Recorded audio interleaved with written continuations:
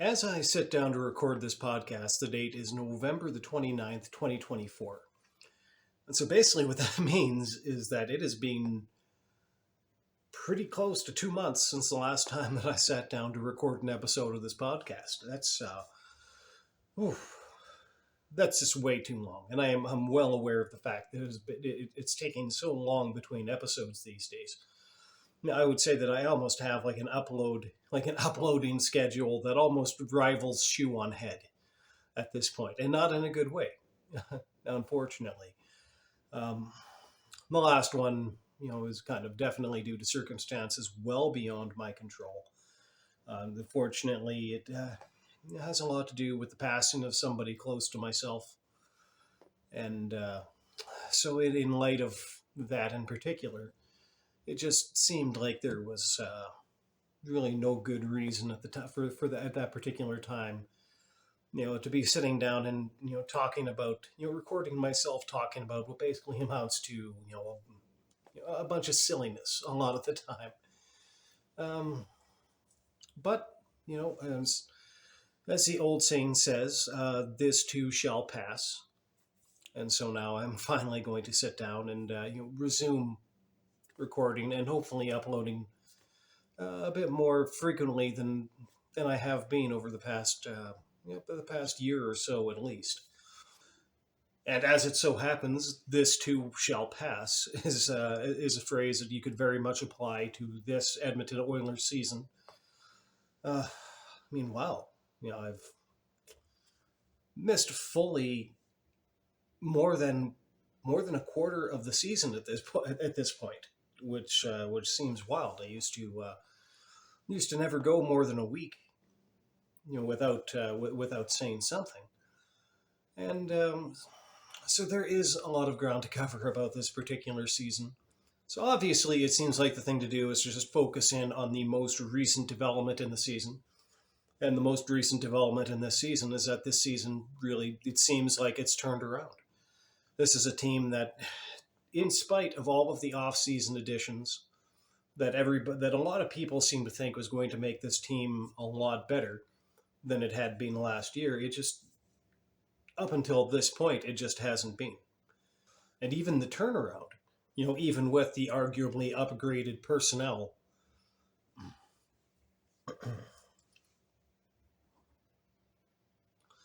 and even with the arguably upgraded personnel on the ice, this season's turnaround has not been nearly as spectacular, at least so far, as the one that we had last season. Last season, right around this time, the Edmonton Oilers were in the midst of this absolutely unreal run.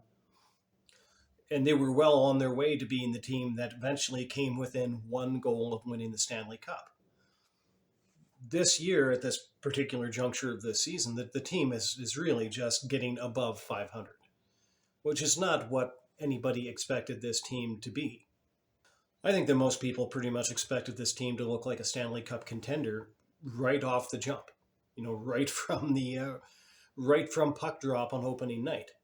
And of course, that really hasn't been the case.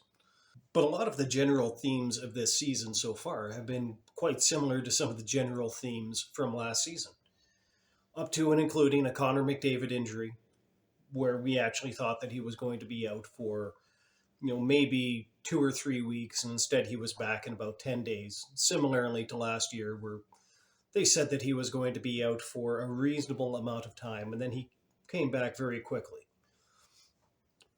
And there was something that I said last year, which I understand that must have seemed very peculiar to a lot of fans. But I actually said that maybe the best thing that could have happened to the Edmonton Oilers was for Connor McDavid to miss a few games to injury. Send the rest of the team back, without Connor McDavid to lean on, and really make them go out and buckle down as a team and come together as a team, and then start winning games without Connor McDavid, because at that juncture last year, they pretty much had to. Like, there was no two ways about it.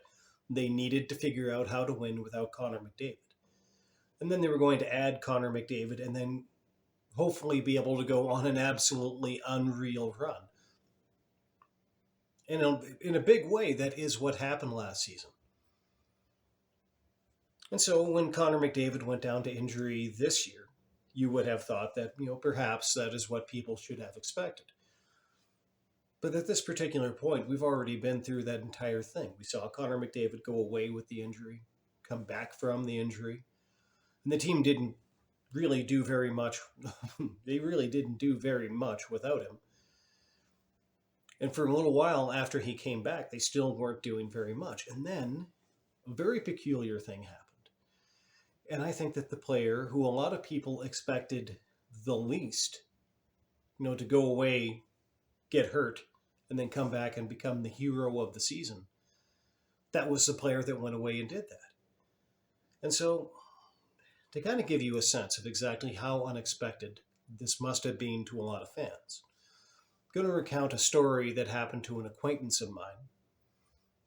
Yeah, I would probably go so far as to say, I wouldn't go so far as to say he's a friend. He's a friend. He's more of an acquaintance.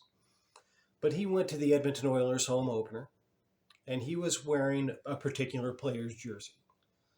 And apparently he was accosted by another fan in the arena because they were so upset that he was wearing this player's jersey because this player is an albatross to the team, and this guy is no good, and this guy is ruining the team. And that jersey just happened to be number 25, Darnell Nurse.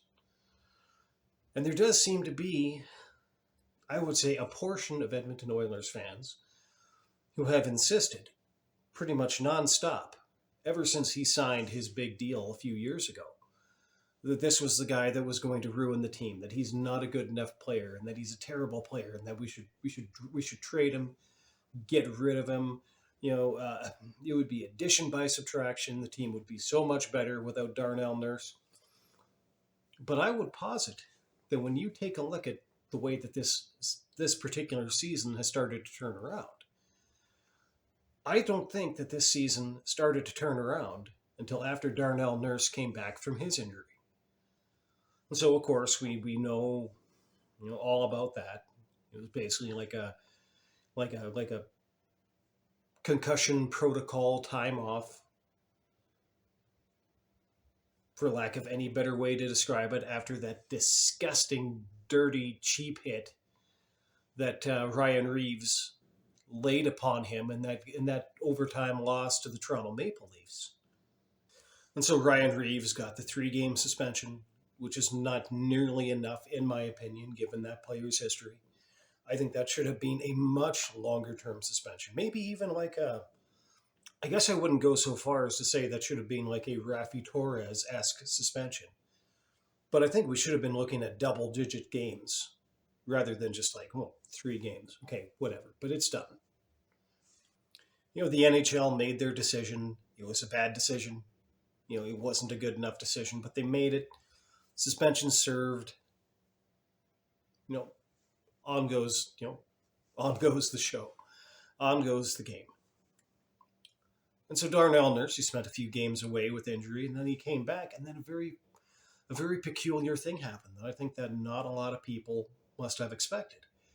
And that is that Darnell Nurse came back from injury, and now it looks like the team has come together. Now the team is playing like the team that we were expecting them to be. Even with a few other injuries in the roster, suddenly this team seems like they have it together, at least for the time being.